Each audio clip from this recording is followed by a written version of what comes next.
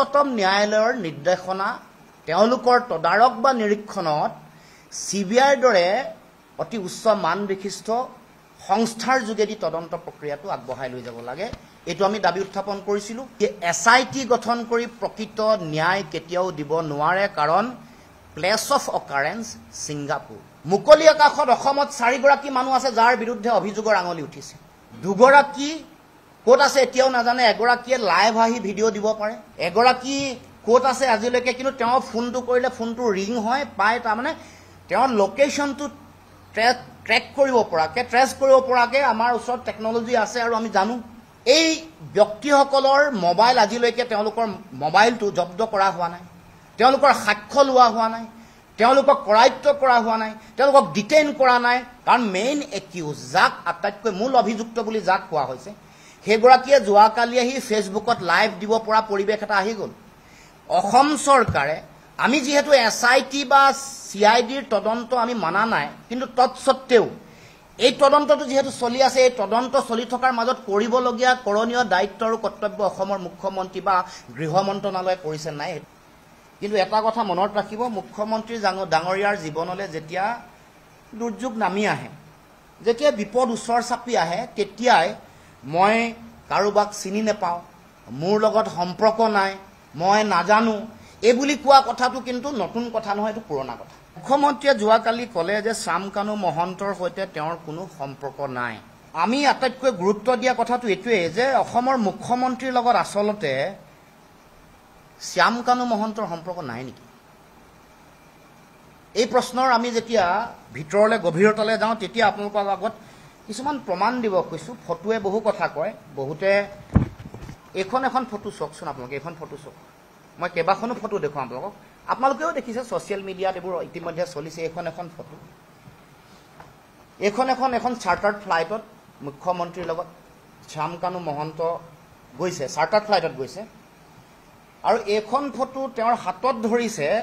অকমান হাতখন কটা গৈছে কিন্তু এখন যিখন সম্পূৰ্ণ ফটো আপোনালোকে দেখিছে হাতত ধৰি আছে মুখ্যমন্ত্ৰী হাতত ধৰা ধৰিকে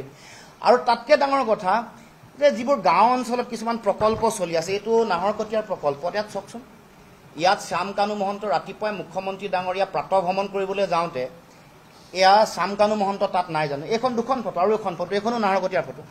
ইয়াত মুখ্যমন্ত্ৰী প্ৰাতঃ ভ্ৰমণৰ সময়ত ৰাতিপুৱা ওলাই যাওঁতে তাত শ্যামকানু মহন্তৰ উপস্থিতি তাতকে ডাঙৰ কথাটো হ'ল মুখ্যমন্ত্ৰীৰ লগত ভোজন কৰি থকা অৱস্থাটো শ্যামকানু মহন্ত আছে তাৰ পাছত এয়া মুখ্যমন্ত্ৰীৰ পত্নী আৰু তেওঁলোকৰ মুখ্যমন্ত্ৰীৰ মালিকানাধীন এটা চেনেলৰ সম্পাদক গৰাকীৰ লগত শ্যামকানু মহন্ত মুখ্যমন্ত্ৰীৰ পত্নীৰ লগত সেলফি মৰা এয়া শ্যামকানু মহন্ত আপোনালোকে চাওকচোন তাৰ পাছত এই যে বিভিন্ন ধৰণৰ বিজনেছ অনুষ্ঠানত নাথাকে বুলি তেওঁ উপস্থিত নাথাকে বুলি যেটো কথা কৈছে কালি কৈছে যে মই ঘূৰি আহিলো নাথাকো এনেকুৱা ধৰণৰ তেওঁৰ উপস্থিতি নাই এইকিখন তাৰ পাছত এয়া এগৰাকী বিশ্ববিদ্যালয়ৰ উপাচাৰ্য শ্যামকানু মহন্তৰ ককায়েক আৰু দুয়োগৰাকীৰ লগত এয়া মুখ্যমন্ত্ৰী ডাঙৰীয়া আৰু এগৰাকী DGP আছিল আগত তেওঁৰে জ্যেষ্ঠ ভাতৃ তেওঁকো দায়িত্ব দিয়া হৈছে কেবাখনো মই আপোনালোকৰ আগত এইবোৰ আপোনালোকে দেখিছে তথাপিও দেখুৱাই দিছো আৰু এখন এই গোটেই ফটোবোৰ দেখুৱাৰ পাছত মই এটা কথা ক'ব খুজিছো যে ঘনিষ্ঠ সম্পৰ্ক নাথাকিলে কোনোবা মানুহ চাৰ্টাৰ্ড ফ্লাইটত উঠি যাব পাৰে নেকি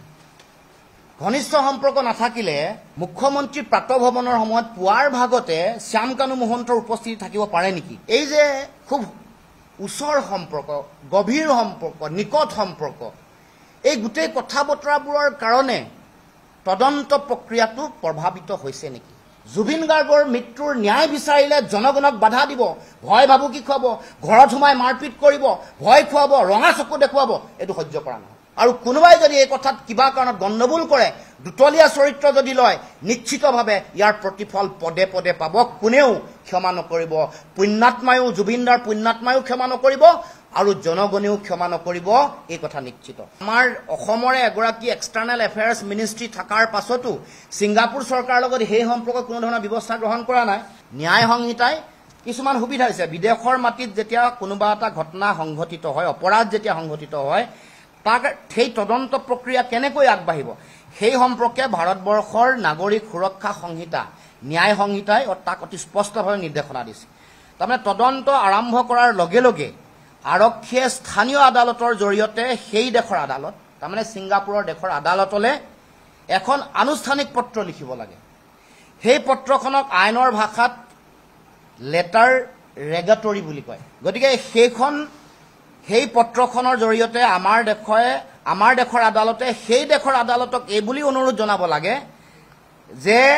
আপোনালোকৰ দেশৰ উক্ত অপৰাধৰ লগত জড়িত অমুক ব্যক্তি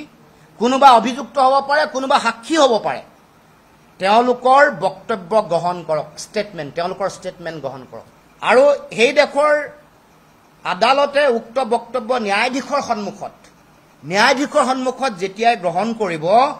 কৰিলে আমাৰ দেশৰ সংশ্লিষ্ট আদালতলৈ প্ৰেৰণ কৰাৰ পাছত সেই ষ্টেটমেণ্ট যিটো হ'ব সেইটো আদালতৰ বিচাৰ প্ৰক্ৰিয়া যেতিয়া চলিব সেইটো ন্যায়িকভাৱে গ্ৰহণযোগ্য হ'ব এই নিয়মটোতো আজিলৈকে কৰা নাই বিভিন্ন সময়ত তেওঁলোকে ভিডিঅ' এটাকে মানুহৰ মাজত দি আছে কোনে দিছে কোন চ'ৰ্চ কি এইবোৰ কোনো ধৰণৰ বিচাৰ হোৱা নাই গতিকে আমাৰ মনত প্ৰশ্ন উদয় হৈছে যে শ্যাম কানুক আচলতে যিহেতু তেওঁলোকৰ পৰিয়ালৰ লগত অতি নিবিড় সম্পৰ্ক তেওঁৰ দুগৰাকী জ্যেষ্ঠ ভাতৃ বা আন ভাতৃসকলৰ লগত চৰকাৰ বা মুখ্যমন্ত্ৰীৰ অতি নিকট সম্পৰ্ক আছে সেইকাৰণে তেওঁ সুযোগ দিয়া হৈছে নেকি এই গোটেই ভিডিঅ'বোৰ কৰা মহিলাগৰাকী অমৃতপ্ৰভা মহন্ত যে হয় এই কথাটো আমাৰ মনলৈ আহিছে তদন্ত কৰাৰ দায়িত্ব চৰকাৰৰ আৰু এটা কথা শ্যাম কানুৰ পাছপোৰ্ট কিয় বাতিল কৰা নাই ভিজা কিয় বাতিল কৰা নাই আজিলৈকে ভিজা কেনচেল কৰি কিয় ফৰেইন মিনিষ্টাৰ আমাৰ অসমৰ state foreign external affairs minister ছিংগাপুৰৰ প্ৰবাসী যিসকল অসমীয়া আছে তেওঁলোকে একো মাত মতা নাই তেওঁলোকে আজিলৈকে গোচৰো দিয়া নাই মুখ্যমন্ত্ৰীৰ পত্নীয়ে এইটো মানুহক স্পষ্ট কৰিব লাগে যে গোল্ডেন থ্ৰেডৰ তেওঁলোকৰ তত্বাৱধানত তেওঁলোকৰ উদ্যোগত এই ফেশ্বন শ্ব' ছিংগাপুৰত হৈ থাকিলে নেকি জুবিনদাৰ মৃত্যুৰ পিছত এই গোটেই ঘটনাটোৰ লগত জড়িত মানুহে ক্ষমতা প্ৰয়োগ কৰি ক্ষমতাৰ অপব্যৱহাৰ কৰি হয়তো তেওঁলোক হাৰি যাব পাৰে কিন্তু অসমৰ জনগণৰ সন্মুখত অসমৰ জনগণৰ হৃদয়ত তেওঁলোক জাতীয় জীৱনৰ একোগৰাকী ঘৃণনীয় মানুহ হিচাপে অসমৰ মাটিত জীয়াই থাকিব এইটো কথা মনত ৰাখি শ্যাম কানু মহন্তই কৈছে যে জুবিন গাৰ্গ ডাঙৰীয়াক তেওঁ নিমন্ত্ৰণ কৰাটো হেনো পাপ নহয় আমিও কৈছো পাপ নহয় কিন্তু আপুনি যে পণ্যৰ দৰে জুবিন গাৰ্গক ব্যৱহাৰ কৰিছে এইটো মহাপাপ